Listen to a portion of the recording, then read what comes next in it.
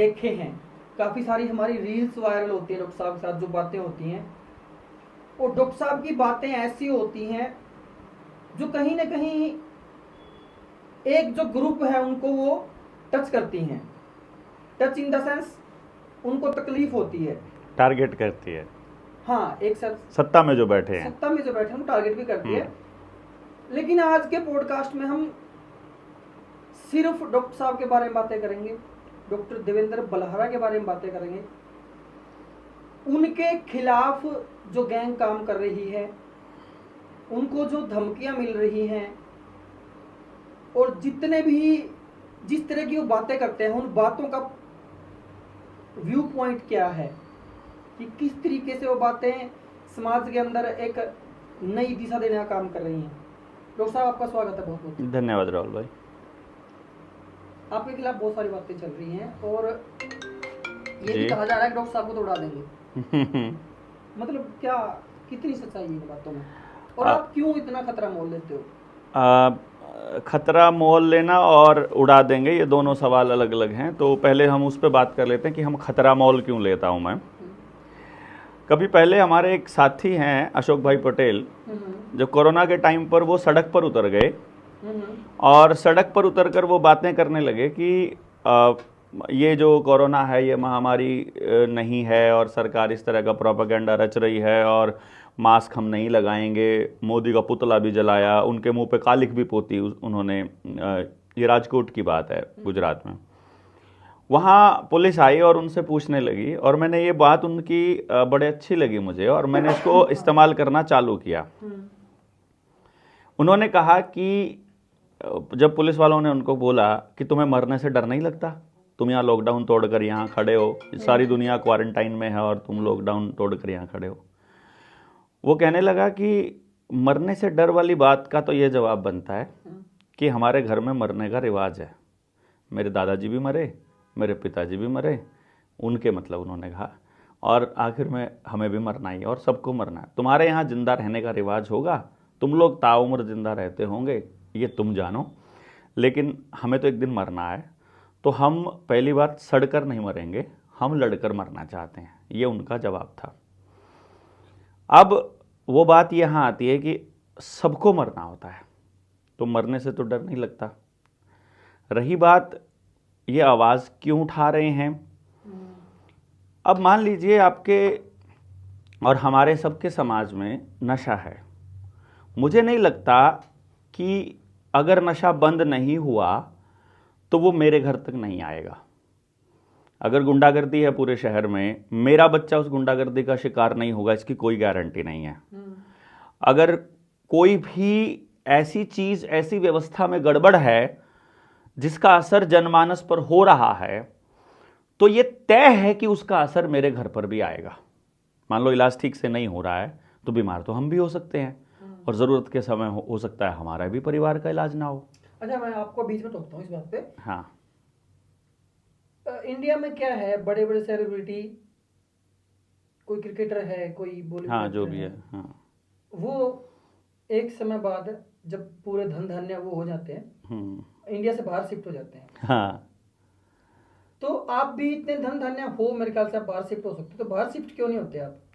बाहर कहाँ? विदेश में? कहाँ? क्या विदेश में कहाँ? इंग्लैंड में, यूके में, ऑस्ट्रेलिया में, न्यूजीलैंड में। देखो, ये हर आदमी की अपने, ये हर आदमी का अपना विचार है। मैं आपको थोड़ा सा एग्जांपल देता हूँ। मेरा गांव फफड़ाना है। किसी आदमी को फफड़ाना में वो सुविधाएं नहीं मिली जो उसे चाहिए थी, या जिनकी उसे भूख थी, तो वो फफड़ाना छोड़ करके कहीं और शिफ्ट होने लगा। वो कहीं और हो गया, और लोग कहीं और हो गए, इस तरह से वो अलग अलग जगह पर शिफ्ट होने लग गए। तो मुझे एक बात समझ में आई कि फफड़ाना के लोग फॉर एग्जाम्पल असंध में शिफ्ट हो गए, तो असंध को फफड़ाना नहीं बना देंगे वो, क्योंकि फफड़ाना उस जगह का नाम थोड़ी ना है, वहां के लोग हैं। अरे डॉक्टर साहब, आप इसकी अभी समझिए आप इसको। आपकी बात में झोल है, मैं बता रहा हूं। अभी मैं आपको बता रहा हूं। आप कह रहे हो कि भी असंध के लोग फफड़ाना को असंध नहीं बना देंगे, जिस तरीके से फफड़ाना बना देंगे, वहां की राजनीति थोड़ा बदल देंगे। अभी मैं आपको बता रहा हूं ना, वहां के हालात थोड़ी बदल देंगे। आपको पता है कि पंजाब के अंदर बिहारी अब इलेक्शन लड़ने लग गए हैं और जीतने लग गए हैं। हाँ, ये पंचायत का हमारी चुनाव, trial हुई है। पंचायत का चुनाव, बिहार से आया हुआ एक आदमी जो मजदूरी करने आया था, सरपंच बना हुआ है सरदारों के गांव में, क्योंकि वहां इतने सारे बिहारियों की वोट बना गया वो। मैं ये कह रहा हूं, और इंग्लैंड में, कनाडा में, ऑस्ट्रेलिया में कितने सारे काउंसलर्स हैं, सीनेट मेंबर्स हैं जो इंडिया के मूल निवासी हैं। सरदार है नहीं है क्या वहां पर जो सीनेट मेंबर्स हों?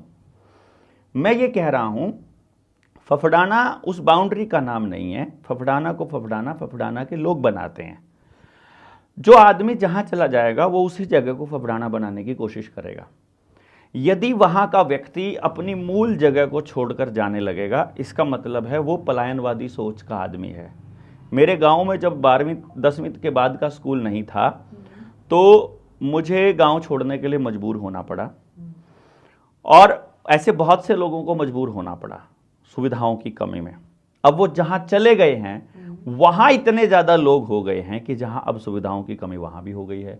तो जहां से चले थे वहां सुविधाएं हुई नहीं तैयार, और जहां पहुंच गए हैं वहां जितनी सुविधाएं वो कम पड़ रही हैं, और ये सबके साथ हो रहा है। इसलिए आप विदेश में- यानी कि अभी जो भारत का बच्चा अमेरिका जा रहा है या दूसरे कंट्री में कहीं जा रहा है, उसको वहां रोजगार नहीं मिल रहा है। मैं आपको बताऊं, यहां से गया था वो रोजगार के चक्कर में, और वो इतने सारे शिफ्ट हो गए, इतने सारे चले गए कि उनका वही हाल है जो यहां हो रहा था। और मैं एक बात बड़े अच्छे से जानता हूं कि यदि मेरी मां मुझे भोजन नहीं दे सकती ना, तो कोई और मां भी मुझे भोजन नहीं देगी। जिस भूमि में मैंने जन्म लिया है, यदि वो मेरा पोषण नहीं कर सकती तो कोई और भूमि भी मेरा पोषण नहीं करेगी। जड़ जहां होती है इंसान की, वो सबसे महत्वपूर्ण है। अगर वो पलायनवादी हो जाएगा, समस्या से डरकर भागेगा, अगर वो कहीं और शिफ्ट होने के बारे में सोचेगा, तो सबसे पहले वो अपनी मातृभूमि के साथ गद्दारी कर रहा है। करना क्या चाहिए? वो देखे ना कि गलत क्या है, वो देखे ना कि वहां जहां वो जा रहा है वहां सही क्या है, और जो वहां सही है, जिसके लालच में वहां जा रहा है, वो यहां क्यों नहीं बना सकता। तो मेरा प्रयास ये नहीं है कि मैं यहां से छोड़कर भागूं। मेरे स्टूडेंट्स दूसरे विदेशों में पढ़ रहे हैं, मैं पिछले 25 सालों से पढ़ा रहा हूं।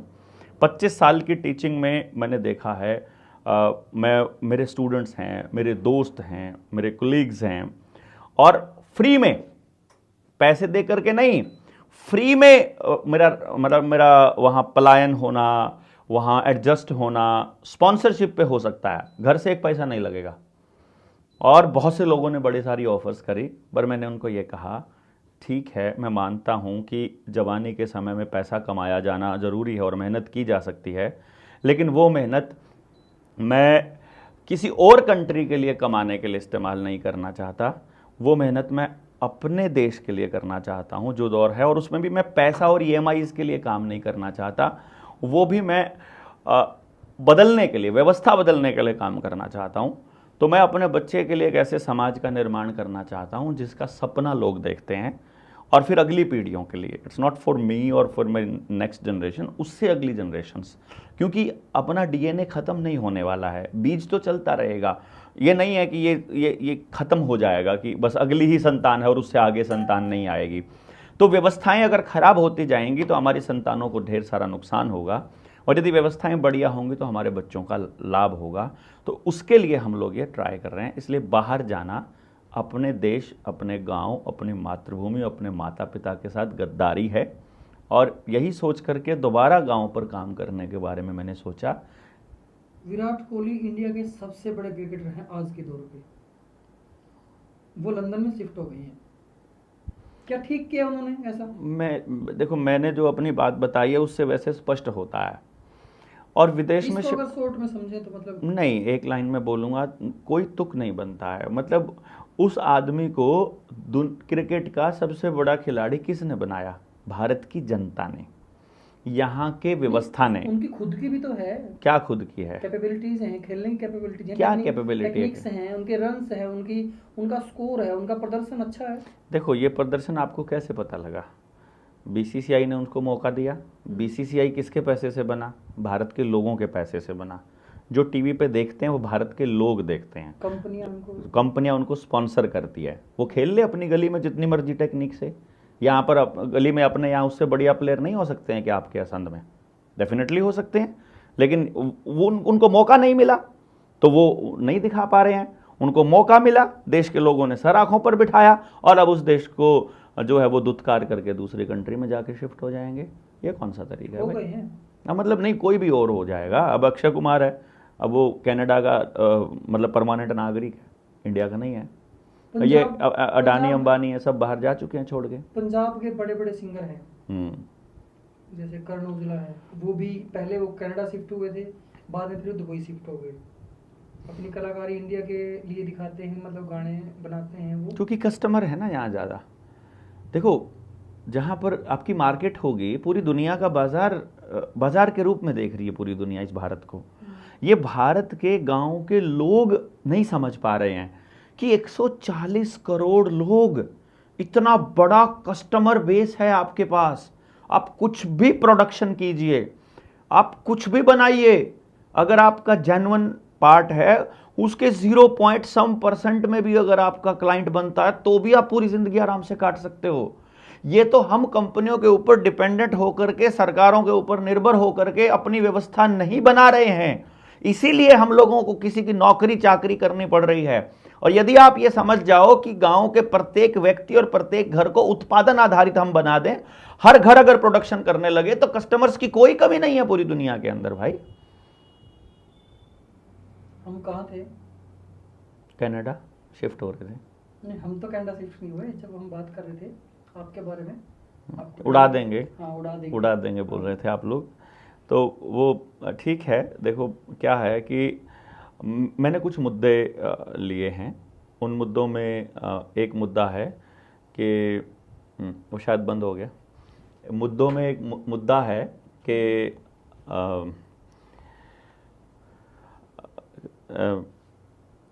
रुपए का मुद्दा। उस पर सुभाष चंद्र बोस जी ने बोला, नेताजी ने, उन्होंने कहा कि ये रुपया जो है अंग्रेज़ों का, ये फ्रॉड है, और उन्होंने अपना आज़ाद हिंद रुपया बनाया, आज़ाद हिंद सरकार बनाई, आज़ाद हिंद सेना बनाई, उनको युद्ध अपराधी बना दिया गया।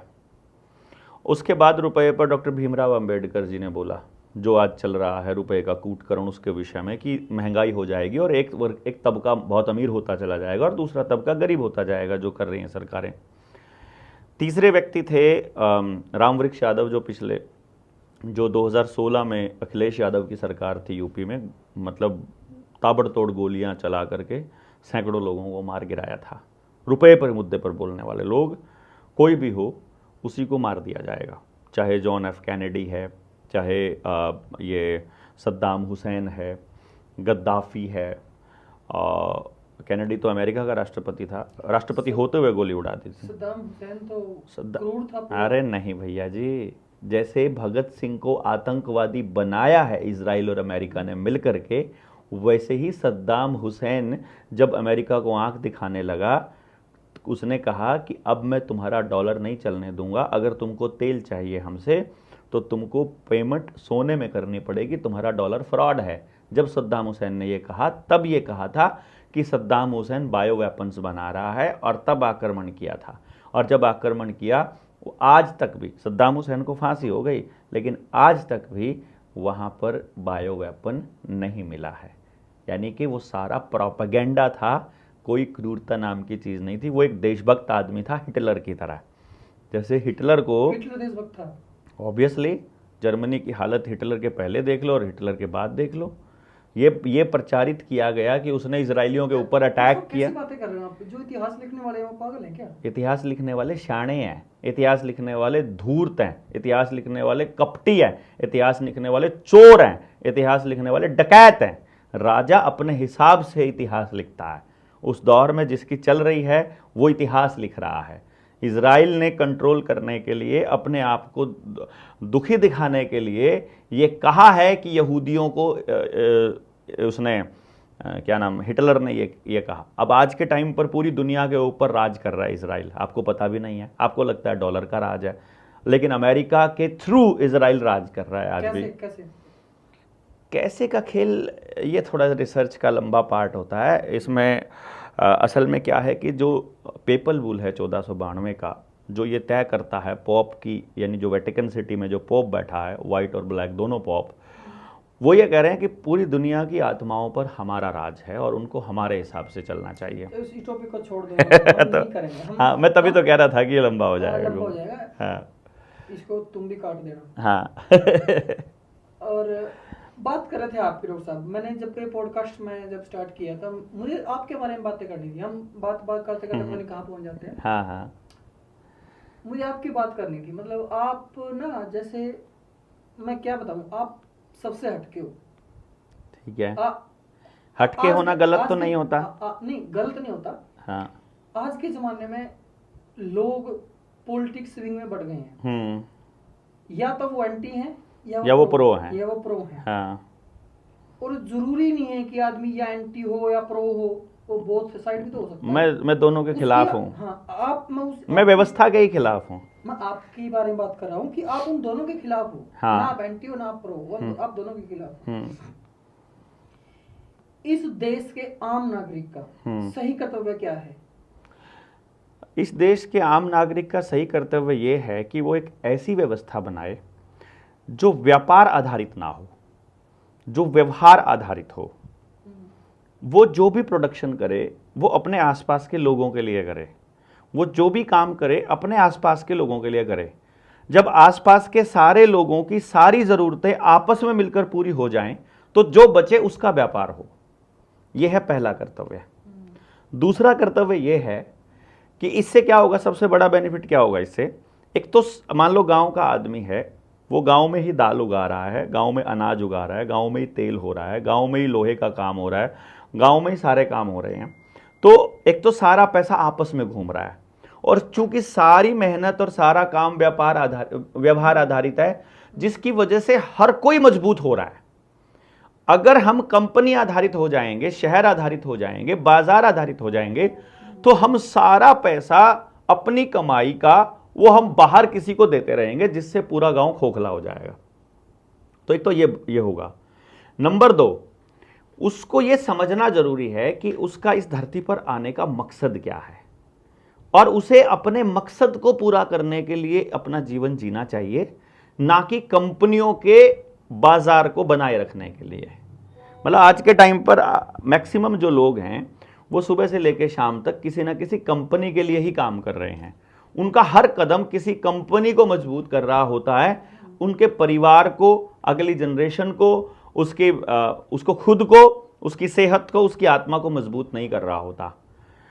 और फिर हर व्यक्ति का फिर तीसरा कर्तव्य यह है कि वो उस व्यक्ति का पुरजोर विरोध करे जो भी उस व्यक्ति के ऊपर राज कर रहा है, यानी कि जिसको प्रबंधन का काम दिया है। जैसे मान लीजिए हमारा एमएलए है, एमपी है, या हमारा जो एमएलए हो गया, एमपी हो गया, मुख्यमंत्री हो गया, प्रधानमंत्री हो गया, ये सब हमारे प्रतिनिधि हैं, ये सब हमारी वोट से बने हैं, हमारे पैसे से ही चलते हैं। तो अब हमारा कर्तव्य क्या होना चाहिए कि सबसे पहले इनका दायित्व स्थापित किया जाए, इनकी जिम्मेदारी तय की जाए और इनकी जवाबदेही तय हो, और ये लोग हम पे राज ना करें, बल्कि हमारी चीजों के लिए बेहतर तरीके से पॉलिसी बनाएं और हमारे लिए बेहतर चीजों का प्रबंधन करें। जबकि सिस्टम क्या कर रहा है, हर व्यक्ति को लूटने, दबाने, डराने और मतलब शोषण करने का काम कर रहा है। कैसे एग्जांपल देके बताओ। जैसे किसान है फॉर एग्जांपल। अब किसान ने खेत में बीज बोना है, क्या ये इंडस्ट्री को या एग्रीकल्चर यूनिवर्सिटी को या सत्ता में बैठे लोगों को नहीं मालूम है कि बेहतर मिट्टी सॉफ्ट होती है और जो खराब मिट्टी है वो हार्ड होती है? तो फिर वो ऐसे केमिकल क्यों दे रहे हैं किसान को, फर्टिलाइज़र, डीएपी, यूरिया की फॉर्म में, जो उसकी ज़मीन को सख्त बना रहे हैं और उस ज़मीन में जो प्राकृतिक जो हमारे खाद बनाने वाले जीवाणु हैं, उसमें कीट पतंगे हैं, उनको ख़त्म कर रहा है। बायोडाइवर्सिटी को ख़त्म करने का काम तो कोई देशद्रोही करेगा, किसान तो ये काम नहीं करता था। तो विकसित बीजों के नाम पर और खरपतवार का नाश करने के नाम पर वो पेस्टिसाइड और यूरिया तो उन्हीं लोगों ने दिए जो सत्ता में बैठे हैं, उन्हीं ने प्रमोट किया, उन्होंने ही उसको दिया। तो अब उसकी जिम्मेदारी थी कि वो किसान को सही से गाइड करे, लेकिन उसको कहा कि तुरी हम तरक्की कर रहे हैं। फिर दूसरी बात ये समझिए आप, जैसे आप छोटा सा एग्जाम्पल लीजिए, आपका बच्चा पैदा होना है, उससे पहले सरकार में बैठा आदमी कह रहा है मुझे तुम्हारे बच्चे की इतनी चिंता है कि प्रेगनेंसी में तुम्हें रजिस्ट्रेशन कराना पड़ेगा, प्रेगनेंसी में तुमको ये टीके लगाने पड़ेंगे, ये दवाएं लेनी पड़ेंगी। और जब प्रेगनेंसी पूरी होती है और जब बच्चे का जन्म होता है तो उसके जन्म के बाद इस हफ्ते में ये टीका लगाना है, इस हफ्ते में ये टीका लगाना है।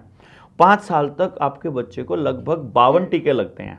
मैं भी बता रहा हूँ।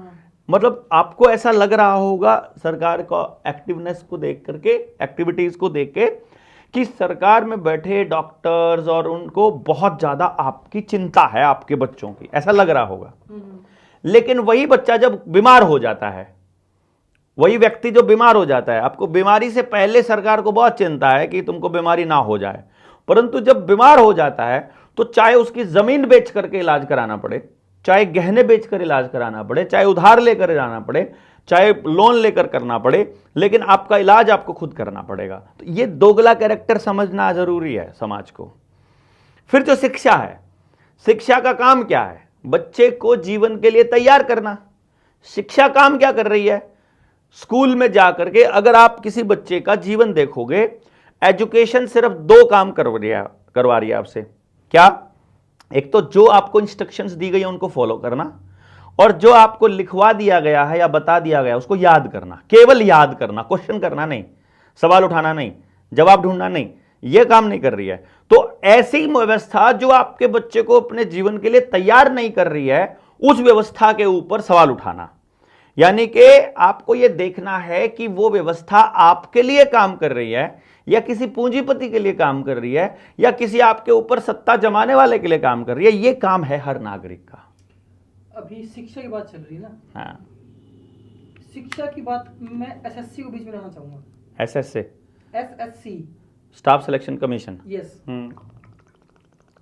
अब स्टाफ सिलेक्शन कमीशन की जब मैंने रिसर्च करी तो एक कंपनी है एडिक्विटी, जिसको अभी उन्होंने दिया हुआ है कॉन्ट्रैक्ट एग्जाम करवाने का। और वो एक ऐसी कंपनी है जो अकॉर्डिंग टू रूल पूरे देश में हर एक सेंटर पर ऑनलाइन एग्जाम करवाने में सक्षम नहीं है, कुछ नहीं है, उसके पास इंफ्रास्ट्रक्चर ही नहीं है। एक कॉन्ट्रैक्ट में फेल हो गई, छोटा कॉन्ट्रैक्ट था, हाँ, ब्लैक लिस्ट हो गई थी वो। हाँ। उसके बाद जो देश की सबसे बड़ी कंपनी है वो टाटा की है। नाम क्या उस कंपनी का? अरे क्यों ऐड करनी उसकी, अब पता है टाटा की है। नहीं, वो बात को पूरा करने के लिए तो मायने रखती ना। हाँ, Tata consultancy services, TCS company. भाई तो जो ये मेरी सोचने वाली बात है काट दियो। टीसीएस कंपनी जो देश की सबसे टॉप कंपनी है और वो अच्छे से काम कर रही थी। एसएससी का 2018 के अंदर उन्होंने जीता था, तो वो अच्छे से काम कर रही थी। एज पर जो टेंडर के रूल होते हैं, टेंडर के रूल के अकॉर्डिंग एडिक्विटी कहीं भी पास नहीं हो रही थी। बिल्कुल। टेंडर निकाले, उनके 2 राउंड होते हैं। हाँ, बिल्कुल मुझे मालूम है वो। तो हर एक टेंडर से पहले टेंडर के रूल बदले गए। हाँ, एडिक्विटी कंपनी को काबिल बनाया गया रूलों के अकॉर्डिंग। वो रूल वो सेट किए जहां एडिक्विटी स्टैंड करती है। हाँ, मतलब उसके अकॉर्डिंग रूल बनाए एसएससी द्वारा। हाँ। और जितने भी एग्जाम आज तक करवाए हैं एडिक्विटी ने, सारे के सारों में धांधली है। बिल्कुल। कहीं किसी का नेटवर्क कमजोर है, कहीं सेंटर दूर दे रखे हैं, मतलब बहुत सारी खामियां थी जो एसएससी के बच्चों ने प्रोटेक्ट किए। ठीक है। 5 साल से उस कंपनी के पीछे टेंडर वो जीत रही है, कंपनी एसएससी को टेंडर दे रही है। बिल्कुल। बड़ी कंपनी बना दी, 100 करोड़ से ऊपर का। हाँ, टर्नओवर हैवी हो गया। हाँ। लेकिन जब बच्चे अपना हक लेने के लिए प्रोटेस्ट करते हैं तो उनके ऊपर लाठी बरसाई जाती है। बिल्कुल। मतलब इस बात को जानने के बाद ना मुझे रिसर्च करने पर चला कि हाँ यार, शिक्षा में धांधली जरूर है। इस बात के ऊपर आप प्रकाश डालो। देखो, ये सबसे पहली धांधली जो शिक्षा की है ना, वो ये है कि आपका कंपटीशन करवाया जा रहा है। सबसे पहली धांधली है ये इंसान के साथ धोखा है, हमारे बच्चों के साथ बहुत बड़ा धोखा है। आपने एग्जाम लेना है। देखो, आप स्कूल में बच्चा जा रहा है, सब स्कूलों में बराबर शिक्षा हो, और उस शिक्षा को जब ग्रहण करे बच्चा, उसमें जिसके सबसे ज्यादा नंबर कुदरती तरीके से आ जाएं, उसको सेलेक्ट करना, वो वहां तक तो चलेगा, वहां तक तो कोई बात नहीं है। परंतु अगर आप एग्जाम के लिए स्पेशल तैयारी का प्रोविजन करते हैं और बच्चे स्पेशल कोचिंग लेते हैं, वहां तो केवल अमीर आदमी का बच्चा कोचिंग ले पाएगा। भाई सिर्फ अमीरों के बच्चे ही बाहर जाके कोचिंग ले पाएंगे, तो गरीब का आदमी तो कंपटीशन से पहले ही दिन बाहर हो गया। यानी पूंजीवाद का एक तरह से, जिसके पास पूंजी है उसी को नौकरी मिल रही है, उसी को सुविधा मिल रही है, उसी को मतलब रास्ता मिल रहा है, बाकी गरीब आदमी के लिए तो कोई चीज छोड़ी नहीं। यही काम इलाज के केस में, यही काम ट्रैवलिंग के केस में, यही काम बाकी सुविधाओं के केस में, दुकानदारी के केस में, व्यापार के केस में भी। हर चीज अगर पूंजी आधारित हो जाएगी तो पूंजीवाद का ही बोलबाला हो जाएगा।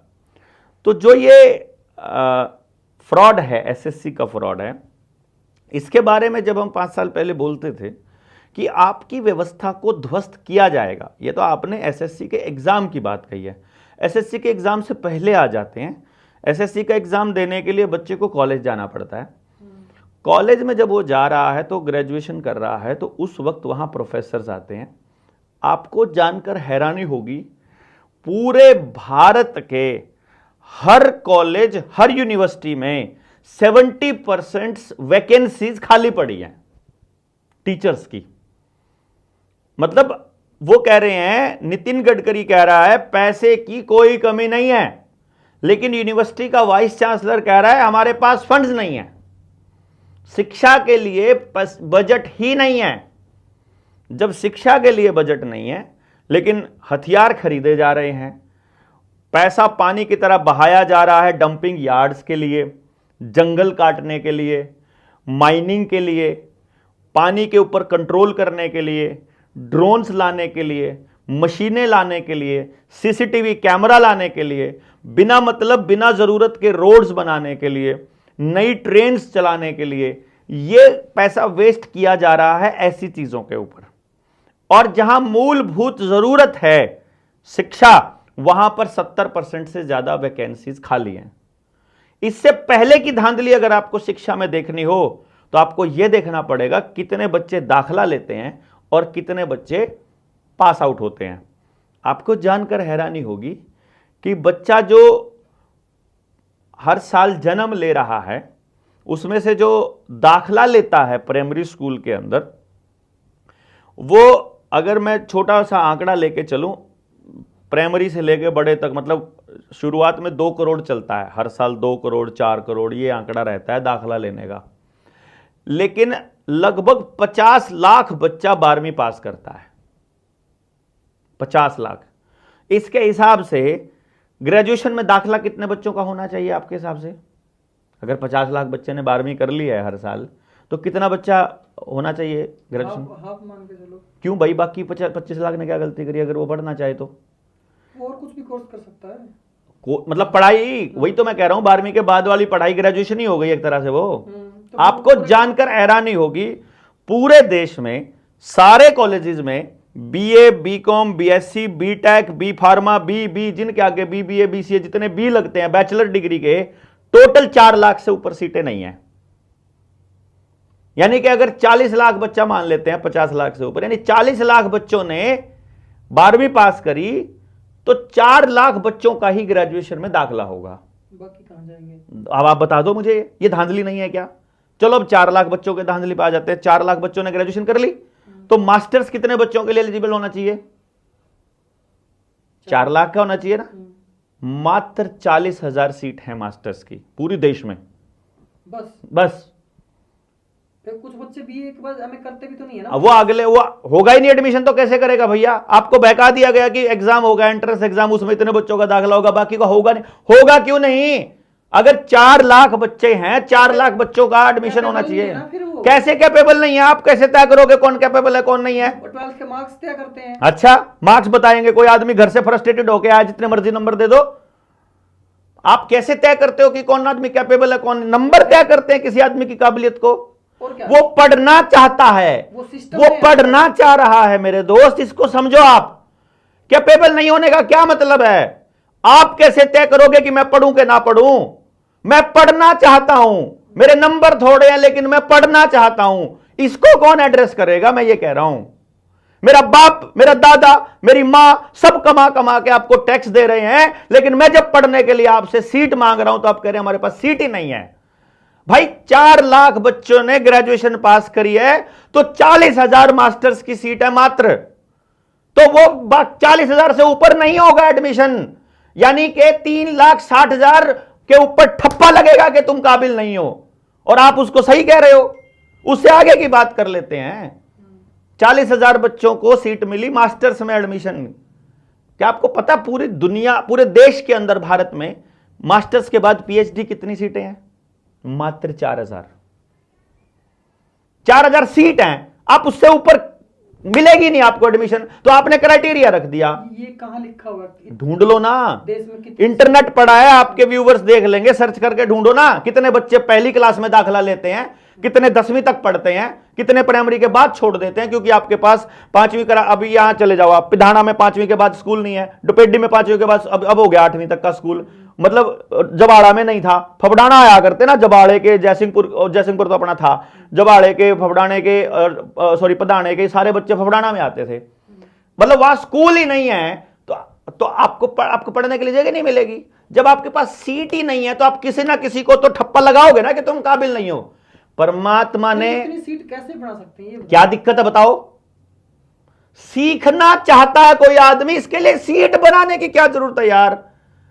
पढ़ाना है उसको, पढ़ाने के लिए टीचर चाहिए और जगह चाहिए। कमी है क्या हमारे पास? जगह की कमी है या पढ़ाने वाले लोगों की कमी है? कमी किस चीज की है ये तो बताओ ना। लोग तो कम नहीं है ना, बेरोजगारों की लाइन लंबी पड़ी है, आप टीचर्स बनाना चाहते हो, पढ़ा नहीं सकते क्या?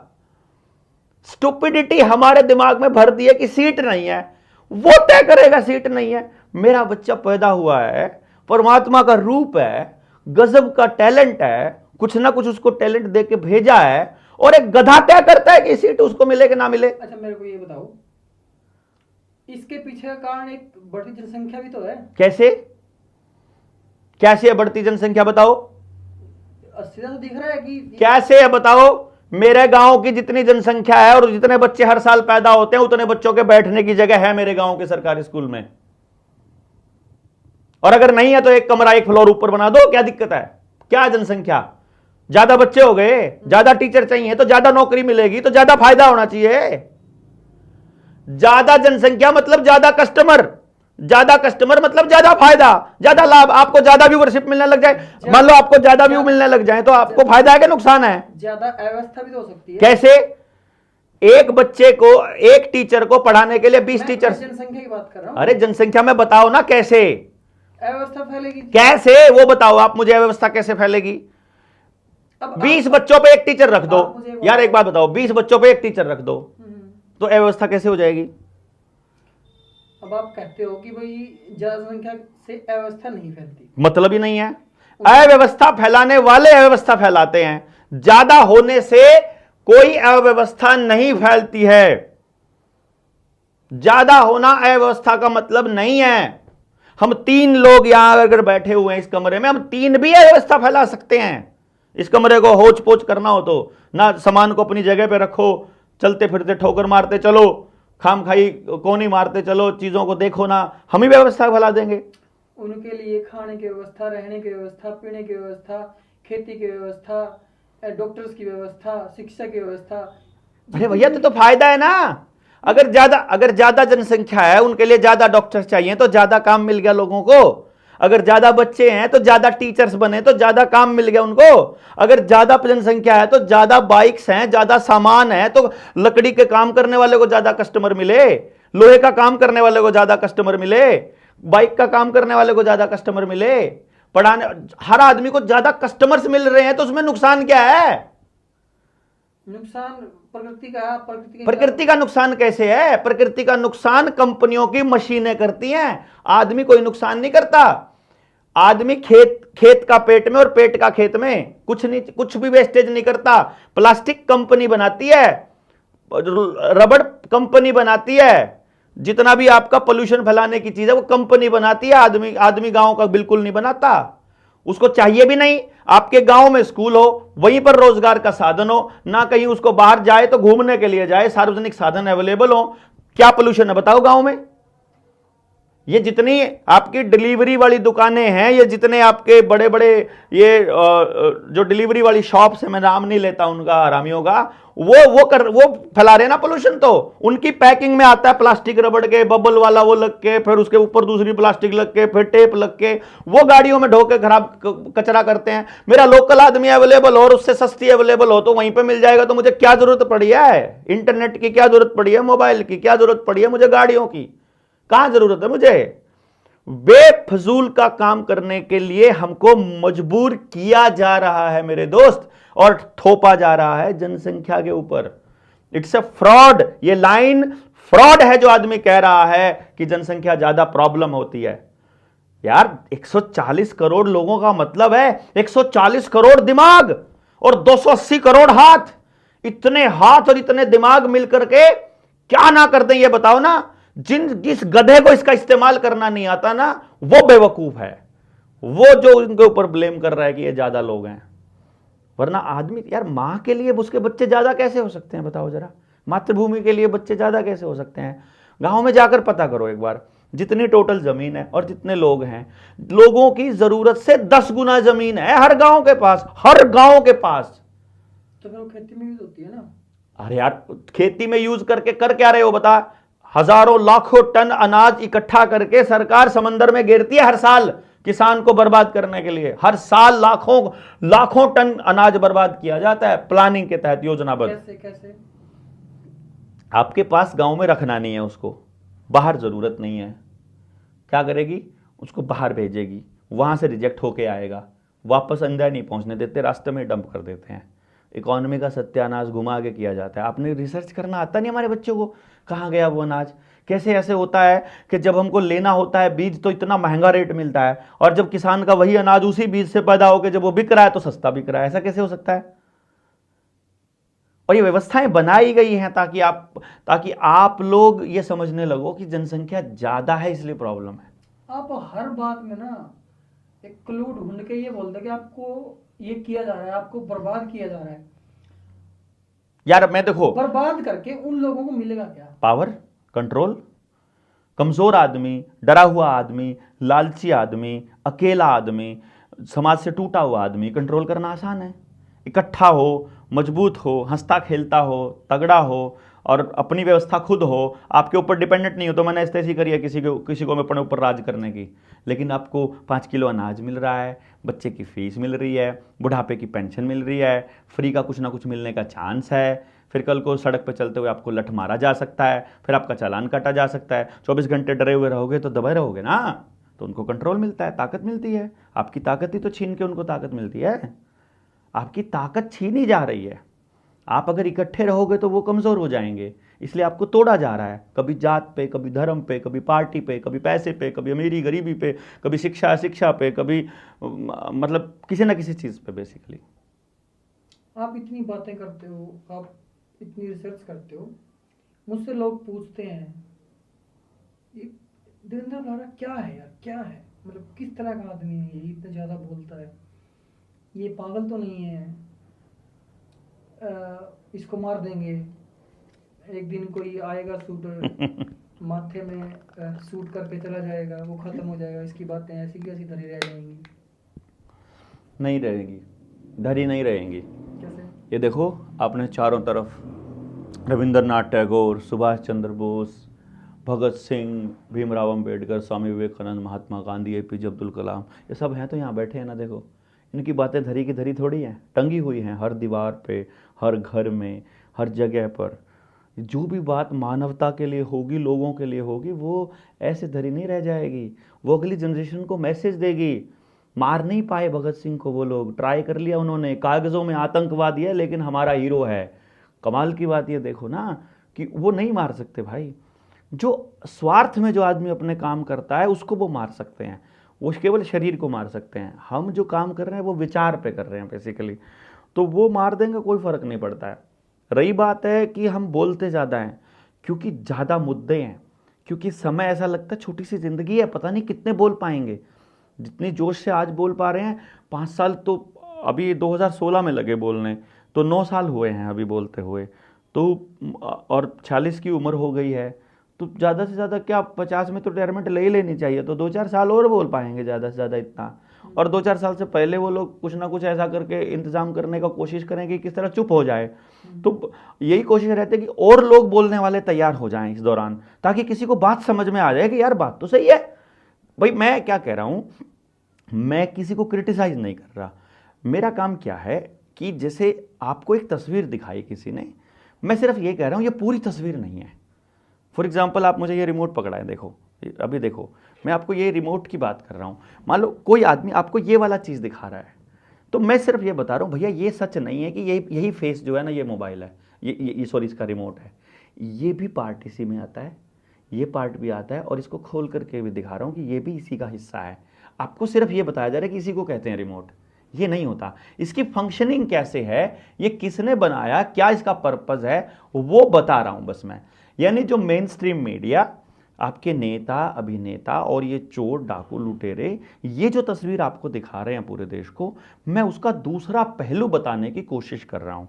आपको समझ में आए ठीक है, नहीं समझ में आए तो भी ठीक है, लेकिन मुझे ये पता है, आज मैंने बता दिया है, समझ में आएगा एक दिन, 100% गारंटी की बात है आएगा। मतलब ही नहीं है, आपके फायदे की भी तो बात बता रहा हूँ मैं कोई अपना फायदा थोड़ी देख रहा हूँ इसमें।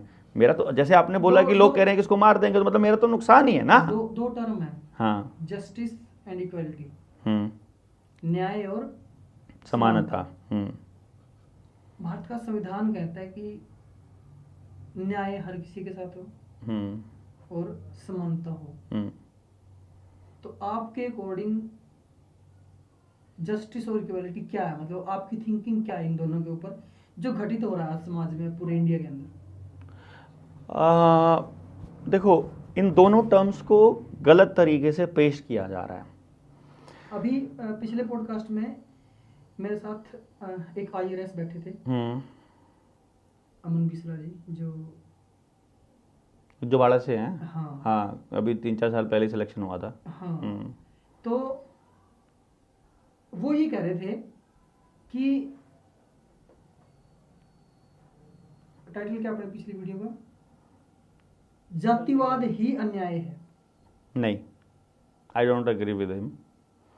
ये तो सारे के सारे जो UPSC क्लियर करके जो IAS बनते हैं ना, ये तो सारे के सारे ऐसे होते हैं जैसे घोड़े के वो बांध दी गई और उसको कुछ दिखाई ना देता, उसको सीधा आगे दिखाई देता है, उसको तो जैसे वो चलाते हैं ना चाबुक से और क्या लगाम से, ये तो सब गुलाम लोग हैं, नौकरी करने वाले। तो UPSC करा हुआ DC तो सबसे बड़ा गुलाम है, मतलब अगर जो मान जाए ना, तो वो तो अकल ही नहीं है उसमें। तो मतलब आप इतने बड़े पद की गरिमा के लिए बड़ा पद कहाँ से हो गया? बड़ा नौकर है भाई, वो नौकरी करता है, तनख्वाह लेता है, चपड़ासी से लेकर राष्ट्रपति तक जो भी तनख्वाह लेता है वो नौकर है, बड़ा नहीं है वो, छोटा है वो।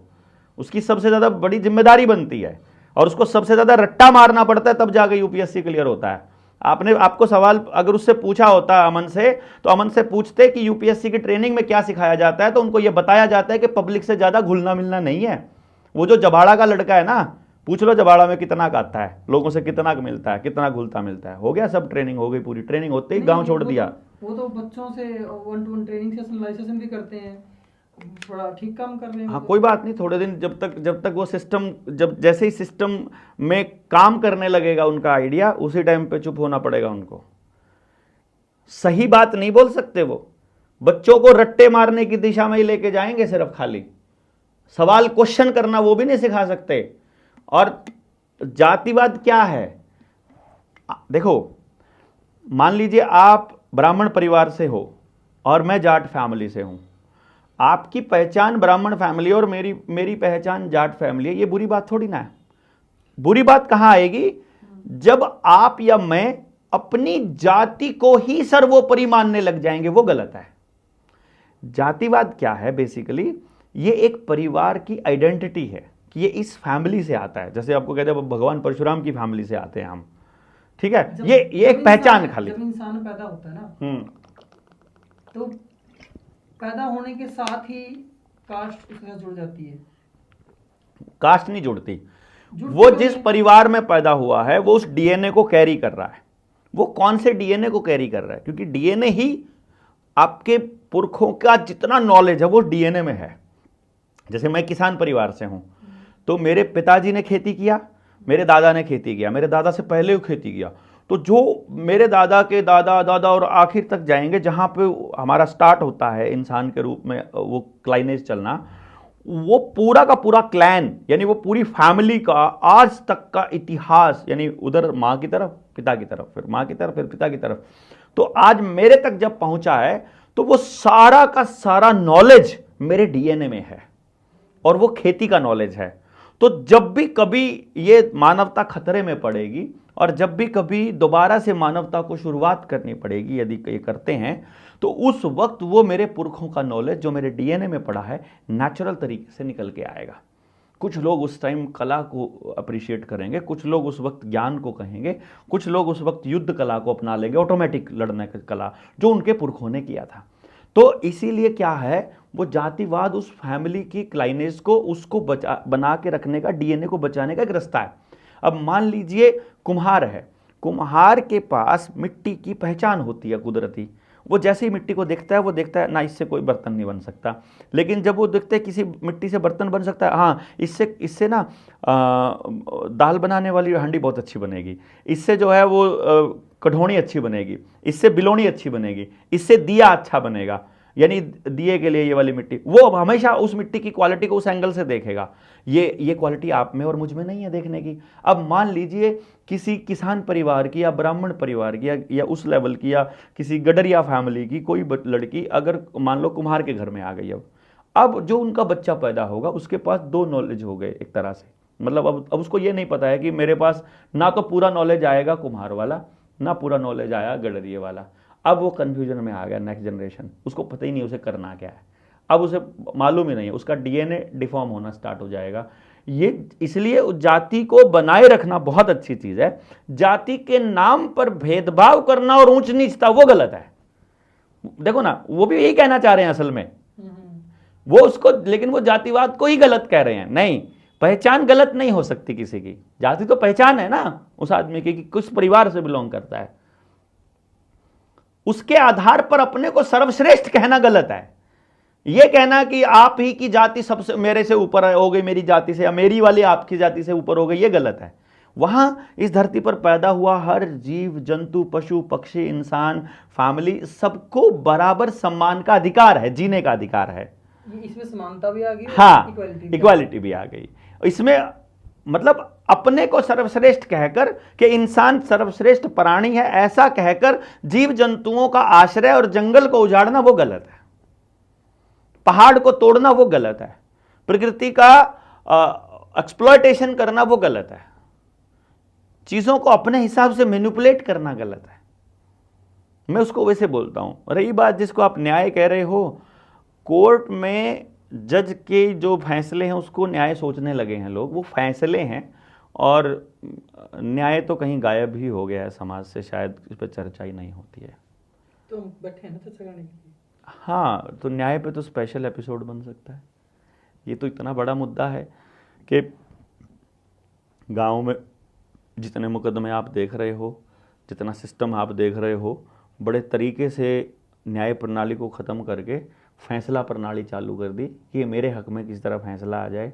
दोनों पार्टियां ऐसा ही कोशिश करती हैं, इसी चक्कर में अपना धन भी लुटाती हैं, अपना भाईचारा भी ख़राब करती हैं, और मुकदमों में फंसे 35-35 साल ऐसे जीवन को बीत जाता है जिसमें फैसले होते हैं, न्याय नहीं होता है। क्योंकि इन अंग्रेज़ों की न्याय प्रणाली में, अगर आपको पता हो कि आईपीसी बना था 1860 में और पुलिस एक्ट बना था 1861 में, यानी बीएनएस कब बना? बीएनएस तो अभी 2020-21 में आया, 24 में ये पास हुआ, मतलब 24 में बनने के बाद लागू हुआ जुलाई में। बीएनएस भी वही है, आईपीसी ही है, ताकि लोगों को ये ना लगे कि अंग्रेज़ों वाला कानून चल रहा है। और ये जुडिशरी का सिस्टम तो वही है ना, बदला थोड़ी, जज थोड़ी बदल गया कोई, पुलिस थोड़ी बदल गया, व्यवस्था थोड़ी बदली, व्यवस्था तो वही की वही है, नाम भी तो बदला खाली।